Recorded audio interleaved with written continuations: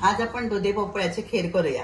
आपण दुधी भोपळ्याची भाजी करतो किंवा दुधातले खीर करतो, पण आज आपण नारळाच्या रसातले आणि गुळ घालून खीर करूया। आता याच्यासाठी मी घेतलंय एक छोटंसं कोवळं दुधी घ्यायचं आणि तो अशा प्रकारे बारीक चिरायचो। त्याच्यानंतर एका नारळाचा दूध काढलंय, त्या पहिला जो जाड दूध असता तो थोडा वेगळा ठेवायचा वरून घालण्यासाठी, आणि उरलेला जो दूध असता 2-3 वेळा काढून पातळ सगळा काढून घ्यायचा। मग इकडे एक भांडा भरून या म्हणजे एक वाटी भरून किसलेला गूळ, 2 चमचे साबुदाणे मी आधी 2 तास भिजत घातले ते त्याच्यात घालायचे, कारण खीर मग थोडी छान जाड होता।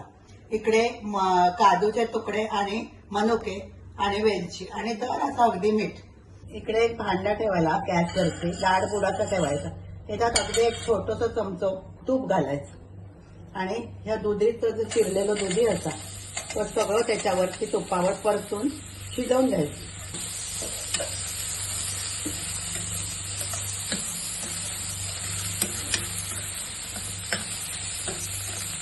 परतायचो आणि थोडं झाकण घेऊन 5 मिनिटं शिजवून घ्यायचं। 5 मिनिटांनी आपण उघडून बघूया,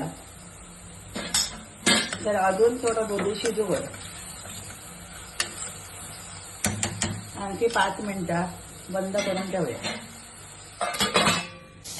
आता हे दुधी थोडंसं शिजल्यानंतर अजून थोडं शिजवलं आणि आपण हे जो मागचं नारळाचा रस काढला होता तो थोडंसं त्याच्यामध्ये घालायचं आणि त्या नारळाच्या रसामध्ये तो थोडं शिजवून घेऊया आणखी 5 मिनिट। आता याच्यामध्ये उरलेला पातळ नारळाचा दूध पण ओतायचा।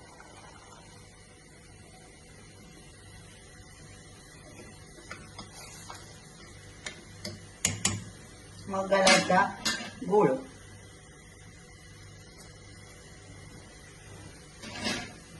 गूळ तुमच्या आवडीप्रमाणे घालू शकता। तुमका जसा गोड हवा, कमी गोड हवा तर कमी घाल, जास्त हवा तर थोडा जास्त घाल, आणि गूळ आयला की थोडंसं मीठ घालायचं।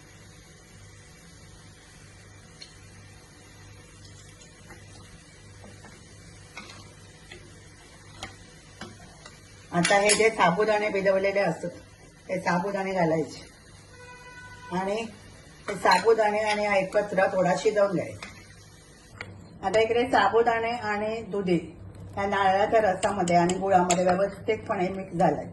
आता ह्याच्यामध्ये घालायचे काजूचे तुकडे आणि थोडेसे मनुके,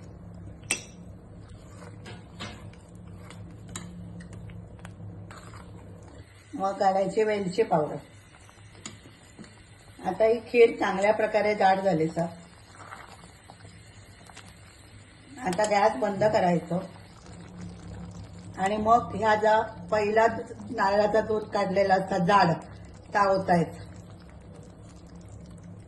आणि मग गॅस पेटवायचो नाही, ह्या ढवळायचा, नाहीतर नारळाचा दूध फुटतला म्हणून ह्या ढवळायचा आणि टाकून ठेवायचं। आता ही खीर तयार झाली।